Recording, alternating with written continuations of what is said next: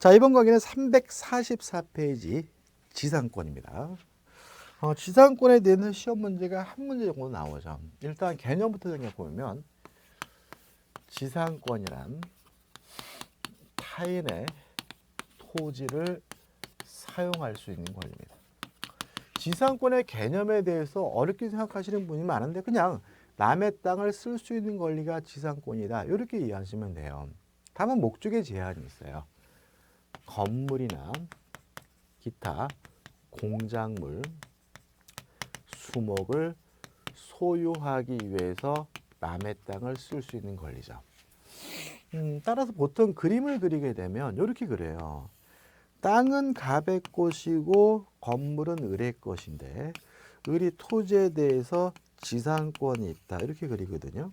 그러다 보니까 우리 수험생분들이 자꾸 이 지상권을 요 건물에 대한 권리로 오해한다는 거죠. 그래서 건물이 철거가 돼서 없어지면 지상권도 소멸한다. 소멸하겠지, 이렇게 생각하시는 분들이 굉장히 많다는 거예요.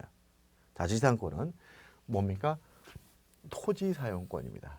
자, 을은 건물을 소유하기 위해서 갑의 토지에 대해서 지상권이 있다라는 말은 을은 자신의 건물에 대해서 뭐가 있는 거냐면 소유권이 있는 거고요. 토지에 대해서 뭐가 있는 거냐면 지상권이 있다는 거죠.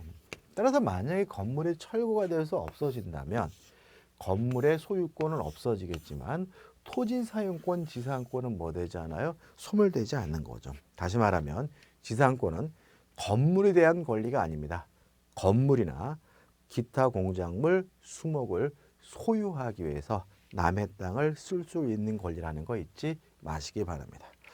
자, 의 나와 있고요. 345페이지 보시면 성질이 나와요. 1번, 지상권은 토지에 대한 권리다. 물론 한 필지 토지에 될 필요는 없고요. 일부라도 상관이 없고요. 2번, 목적에는 제한이 있다. 건물, 기타 공작물, 수목을 소유하게 한 것이 목적이어야 된다. 따라서 농작물의 소유를 목적으로 한 지상권이 인정될 수가 없고요. 3번, 지상권도 토지 사용권이죠. 상린관계에 관한 민법 규정이 당연히 뭐죠? 적용이 되겠죠. 4번, 지상권의 지료는 지상권의 요소가 아니다죠. 여기서 좀 우리가 좀 생각해 볼 게 있어요. 자, 지상권은 원칙적으로 무상이다라는 것부터 시작하셔야 돼. 그러니까 우리가 지료가 성립 요소가 아니다. 그러면 공짜로 설정할 수도 있겠구나, 이렇게 이해하시게 되면 또 문제 풀 때 함정에 넘어가요. 자, 지상권은 원칙이 무상인 거예요. 무상부터. 따라서 어떤 일이 벌어지게 되냐면 지료를 지급하기로 하는 특약이 존재해야 비로소 토지 소유자는 지상권자에게 지료를 달라고 청구할 수가 있고요. 또 지료 지급에 관한 특약이 있어야 지료를 달라고 청구할 수가 있으니까 2년분의 지료를 지급하지 않았다는 이유로 뭐 하는 것도요? 소멸 청구하는 것도 가능해지고요. 또 무상이 원칙이니까 지료 지급에 관한 특약을 가지고 제3자에게 대항하기 위해서는 뭐가 필요하냐면 등기가 필요하다. 만약에 등기하지 않고 있다면 제3자에게 뭐 할 수 없어요? 대항할 수 없다. 지료를 달라고 청구할 수 없게 됨을 주의하시기 바랍니다. 자, 이런 판례 논리들은 지상권 원칙이 뭐예요? 무상이라는 것부터 시작해야 됨을 잊지 마시기 바랍니다. 그 다음에 지상권과 임차권의 비교는 우리가 임차권 할 때 한번 와서 복습하는 용도로 쓰시면 될 것 같아요. 가장 중요한 차이점은 뭡니까? 지상권은 물권이고 임차권은 채권인 거죠. 구체적인 내용은 임차권 공부하시면 알게 되는 거죠. 자, 346페이지 오시면 지상권의 취득입니다. 자, 계약이나 계약과 같은 법률행위, 설정계약과 등기함으로써 취득하는 것이 원칙이 있지만 흔하지는 않습니다. 2번, 법률 규정에 의한 취득해서 상속, 판결, 공용심 나오겠죠? 그건 중요한 게 아닌데 문제는 뭐냐? 2번, 법정지상권인 거죠. 그래서 법정지상권은 좀 이따가 이제 우리가 뒤에서 정리할 건데 지상권은 설정계약과 등기함으로써 법률행위에 의해서 취득하는 것보다는 오히려 법정지상권, 법률 규정에 의한 지상권이 흔하다는 거 좀 주의하시기 바라고, 그래서 우리가 이 법정지상권 구체적인 내용은 뒤에서 볼 거란 말이죠. 자, 우측에 보시면 이제 지상권에 뭐가 나오죠? 존속기간이 나와요. 자, 정리해 보죠. 최장기간입니다. 무제한이다. 지상권의 존속기간, 최장기간에 대해서는 아무런 제한이 없습니다. 따라서 우리 판례는 영구무한으로도 설정하는 것이 가능하고도 유효하다는 것이 우리의 판례 입장입니다.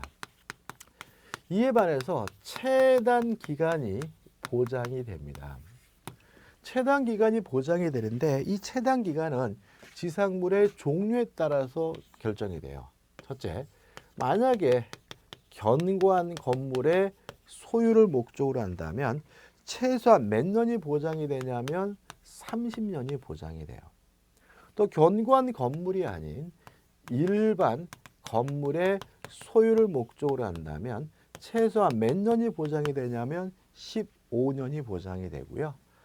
그 다음에 죄송합니다. 헷갈렸네. 견고한 건물이나 수목의 소유를 목적으로 하면 30년이고요. 일반 건물의 소유를 목적으로 하면 15년이고, 그 다음에 세 번째로 기타 공작물의 소유를 목적으로 하면 5년입니다. 이 30년, 15년, 5년이라는 기간은 최소한대로 보장되는 기간인 거죠. 예를 들어서 견고한 건물의 소유를 목적으로 10년 설정 계약을 했더라도 무효입니다. 몇 년이 보장이 돼야 돼요? 30년이 보장이 돼야 되니까요.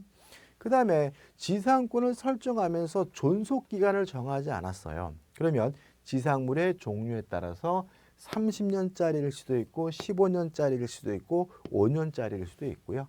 만약에 지상권을 설정하면서 지상물의 종류도 정하지 않고 존속기간도 약정하지 않고 지상물의 종류도 정하지 않았다면 중간층이 몇 년이 되냐면 15년이 된다는 것도 기억해 두시면 되겠죠. 그다음에 348페이지 오시면 3번 계약의 갱신과 존속기간이 나와요. 자, 이거를 먼저 보기 전에 뒷부분을 좀 먼저 볼게요. 자, 352페이지 오시면 지상권의 소멸해 가지고 나오는데 여기서 354페이지 오시네요. 354페이지 오시면 지상권 소멸의 효과가 나와요. 몇 페이지요? 354페이지 지상권 소멸 효과. 요거부터 좀 생각을 해봐야 돼요. 자, 지상권이 소멸이 됐어요. 그러면 354페이지 나와 있는 것처럼 원칙적으로 원상복구, 원상회복을 해야 합니다. 따라서 건물이 존재하고 있다면 건물을 철거해 줘야 되는 것이 원칙이고요. 수목이 존재하고 있다면 그 수목을 제거해 줘야 되는 것이 원칙이에요.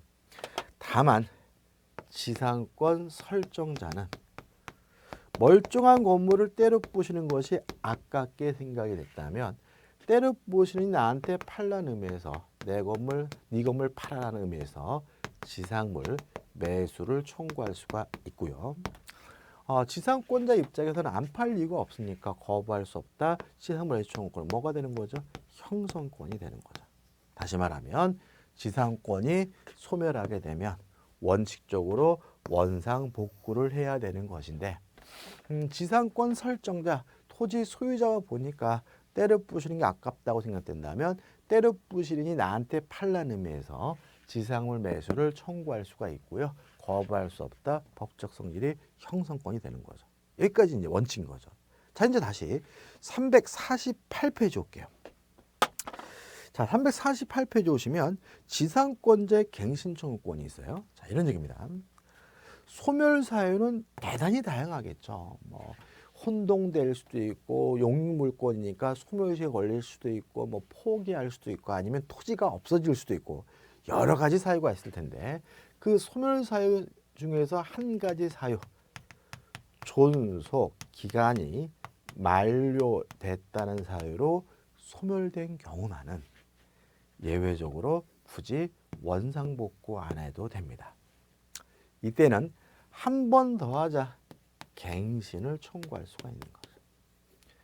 그러한 갱신 청구에 대해서 지상권 설정자, 토지 소유자가 거부한다면 이제는 오히려 지상권자가 내 건물 사라는 의미에서 지상물 매수를 청구할 수가 있고요. 이때 지상권 설정자가 거부할 수 없다. 지상권자의 지상물 매수 요건도 뭐가 되는 거죠? 형성권이 되는 거죠. 자, 그럼 여기서 제가 왜 원칙 보자 그랬냐면 이런 얘기입니다. 지상권자가 내 건물 사라는 의미에서 지상물 매수를 청구하는 것은 원칙이 아니라 뭐죠? 예외라는 거예요. 따라서 특별한 요건이 필요한 거예요.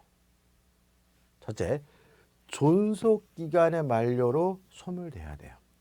다른 사유로 소멸하게 되면 뭘 해야 됩니까? 원상복구 건물을 철거해 줘야 됩니다. 두 번째, 갱신 청구했다가 거부당해야 합니다. 만약에 존속기간의 만료로 소멸됐다고 하더라도 갱신 청구 없이 바로 지상물 매수를 청구할 수 없음을 주의하셔야 됩니다. 자, 이것도 항상 우리가 정리할 때는 원칙부터 정리를 하셔야 돼요.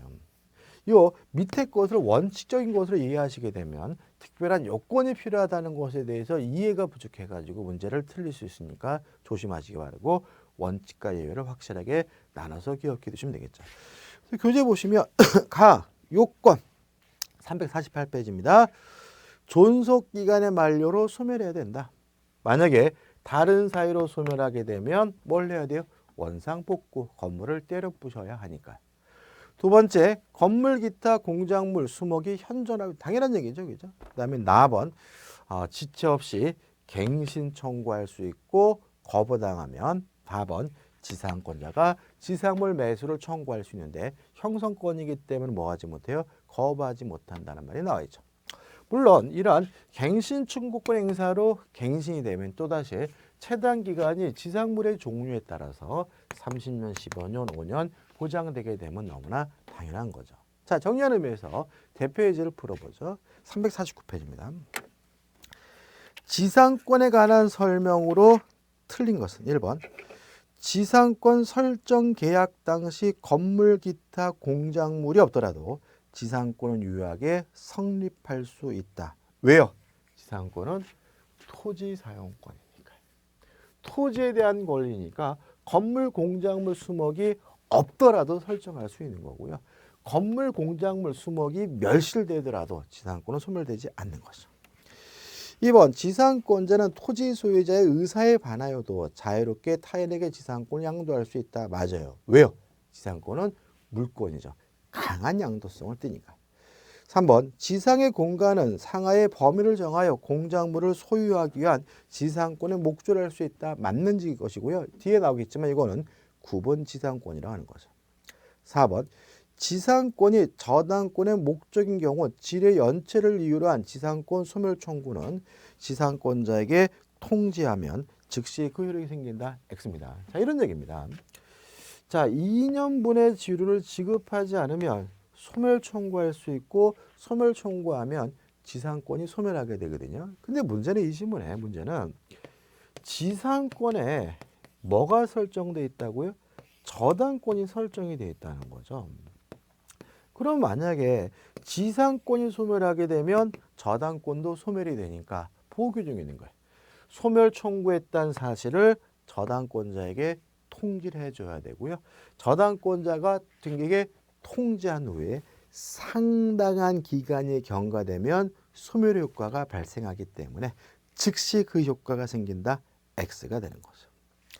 5번 지상권 소멸시죠. 자, 지상권이 소멸하게 되면 원칙적으로 뭘 해야 돼요? 원상복구를 해야 되는데 지상권 설정자는 지상물 매수를 청구할 수 있고 거부할 수 없다. 형성권인 거죠. 따라서 지상권의 소멸 시 지상권 설정자가 상당한 가액을 제공하여 공작물 등의 매수를 청구한 때에는 지상권자 정당한 이유 없이 이를 거절하지 못한다. 맞는 질문. 이 답은 뭐죠? 이 문제의 답은 4번이 됩니다. 자, 넘겨보시면 이제 뭐가 나오냐면 지상권의 효력이 나옵니다. 1번 지상권자는 토지 사용권을 갖는다.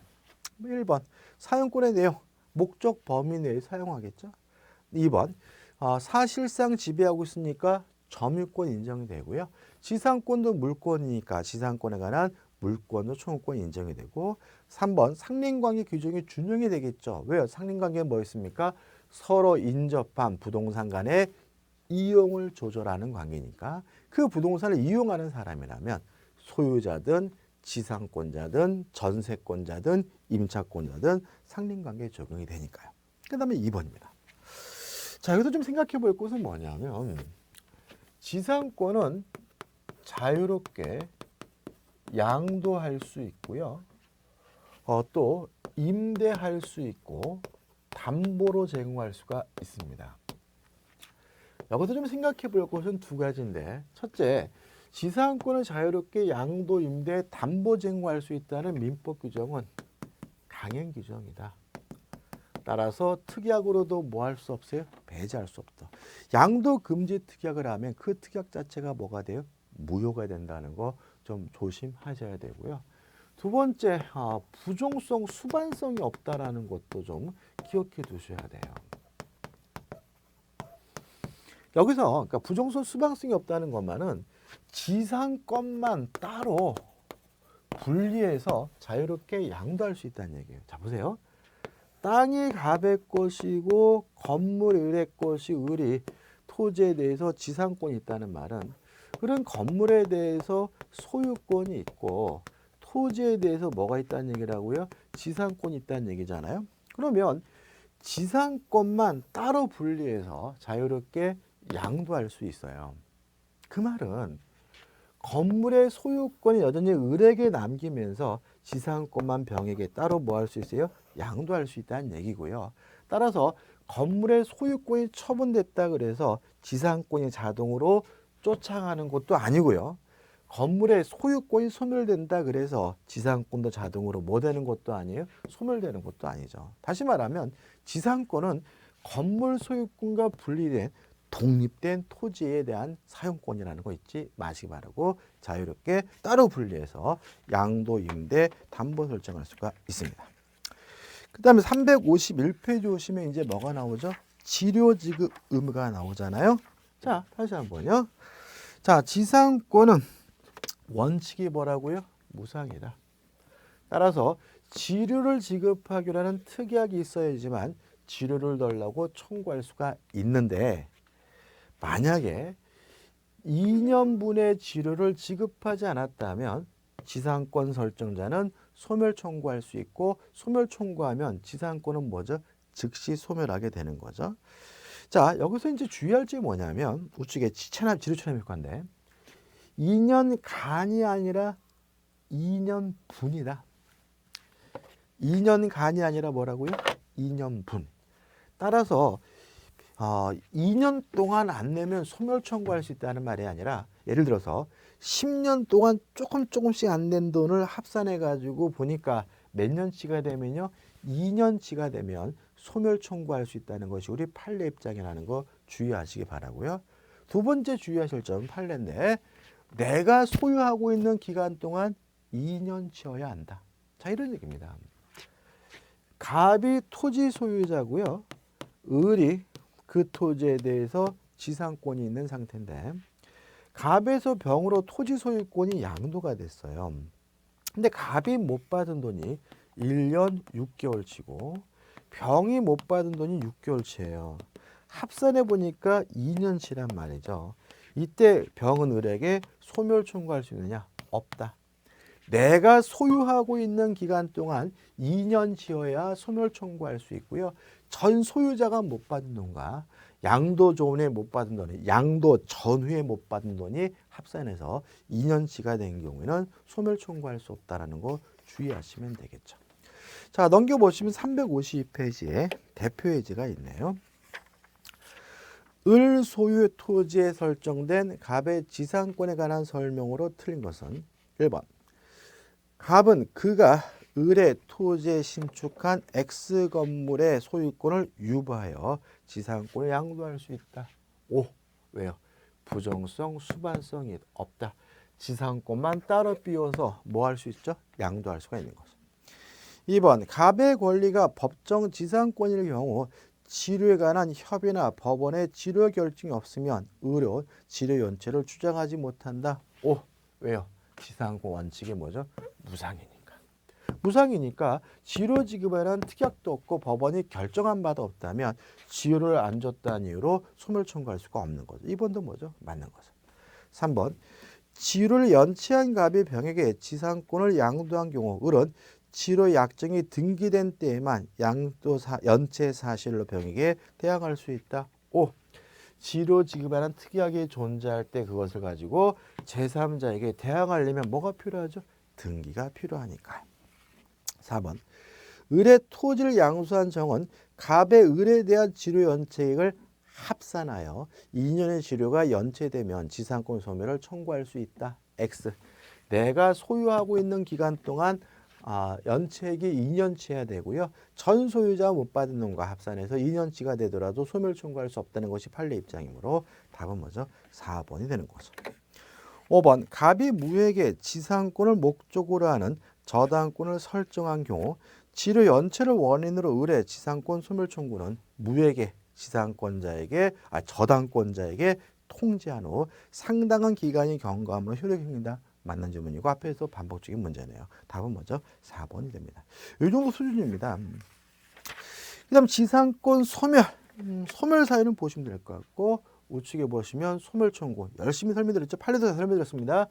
2년분의 지료를 지급하지 않으면 소멸 청구할 수가 있는 거죠. 넘겨보시면 3번 지상권의 포기. 물론 권리니까 포기할 수 있겠죠. 근데 문제는 포기는 단독행위, 법률행위니까 포기했다는 이유로 지상권이 소멸되기 위해서 뭐가 필요한 거죠? 등기가 필요한 거죠. 2번 지상권 소멸의 효과. 원칙적으로 원상복구, 건물을 철거해 줘야 되는 것이 원칙이지만 지상권 설정자는 때려 부시느니 나한테 팔란 의미에서 지상물 매수를 청구할 수 있고 거부할 수 없다. 형성권이 되는 거죠. 그 다음에 이제 하단에 보시면 뭐가 나오냐면 유익비상환 청구권이 나와요. 자, 이런 얘기입니다. 자, 우리가 지금부터 배우는 용익물권은 물권이에요. 직접 지배권이에요. 따라서 스스로 알아서 사용 수익해야 되고 만족을 얻기 위해서 타인으로부터 협력을 받을 수가 없거든요. 따라서 고장난 곳이 있다면 스스로 고쳐야 돼요. 지상권자, 지역권자, 전세권자는 용익물권자는 필요비 상환은 청구할 수 없습니다. 다만 그 목적물의 가치를 증가시켰다, 개량한 경우에는 유익비 상환을 청구할 수가 있습니다. 자, 모든 용익물권은 뭐는 청구하지 못해요? 필요비 상환은 청구할 수 없다. 왜요? 직접 지배권이니까요. 그렇지만 유익비 상환은 청구할 수 있어요. 그 다음에 이제 우측에 강행 규정입니다. 자, 우리가 물권 법정주의에 따라서 물권법의 대부분의 규정은 뭐예요? 강행 규정이에요. 따라서 지상권에 관한 요 규정들도 다 뭐예요? 강행 규정이에요. 뭐만 빼고요? 유익비 상환 청구권만 빼고. 그래서 지상권에 관한 내용은 유익비 상환 청구권만 빼고 다 뭐죠? 강행 규정이다. 특약으로 뭐 할 수 없어요? 배제할 수 없다. 다만 유익비 상환 청구권은 임의 규정으로 이해하기 때문에 특약으로 뭐 할 수 있어요? 배제할 수 있다라고 생각하시면 되는 거죠. 자, 정리하는 의미에서 마지막으로 대표유제 장년도 문제를 풀어볼게요. 지상권에 관한 설명으로 옳은 것을 모두 고른 것은 기억, 지료의 지급은 지상권의 성립 요소이다. X, 지상권은 원칙적으로 무상입니다. 2번, 기간 만료로 지상권이 소멸하면 지상권자는 갱신 청구권을 행사할 수 있다. 5죠. 다시 말하면 존속기간의 만료로 소멸한 경우에는 지상권자는 갱신을 청구할 수가 있네요. 니은번은 맞네요. 디귿번, 지료 체납 중 토지 소유권이 양도된 경우 양도 전후를 통산하여 2년에 이르면 지상권 소멸을 청구할 수 있다. X. 내가 소유하고 있는 기간 동안 몇 년치가 돼야지만요. 2년치가 돼야지만 소멸 청구할 수가 있네요. 리을번, 채권 담보를 위하여 토지의 저당권과 함께 무상의 담보지상권을 취득한 채권자예요. 여기 우리가 담보지상권이라고 해서 뒤에서 제가 설명드릴 건데, 자, 이런 내용입니다. 나대지의 저당권을 설정하고 대출을 해주는 경우에 금융기관은 건물을 못 짓게 하려고 담보가치 하락을 막기 위해서 지상권을 설정해요. 이런 걸 우리가 담보지상권이라고 합니다. 담보지상권의 목표는 딱 하나예요. 건물 못 짓게 하려고요. 따라서 이런 담보지상권이 설정되더라도 여전히 토지 소유자가 그 토지를 사용 수익하는 거예요. 담보지상권이 설정됐다는 이유로 담보지상권자가 그 토지를 사용 수익하는 것은 아니라는 거 주의하셔야 되고요. 따라서 채권자는 특별한 사정이 없는 한 제3자가 토지를 불법 점유하더라도 임료 상당의 손해배상을 청구할 수 없다. 맞는 질문이죠. 왜요? 담보지상권자인 채권자가 그 토지를 사용 수익하는 것이 아니라 토지 소유자가 담보지상권 설정자가 여전히 사용 수익하는 것이니까 부당이득 반환인의 손해배상은 누가요? 토지 소유자가 청구할 문제지 담보지상권 청구할 문제는 아니라는 거 주의하시기 바랍니다. 뒤에서 또 설명드릴 거예요. 자, 답은 뭐죠? 3번이 되네요. 자, 이번 건 여기까지고요. 다음 강의에 특수지상권에서 구분지상권으로 들어가도록 하겠습니다.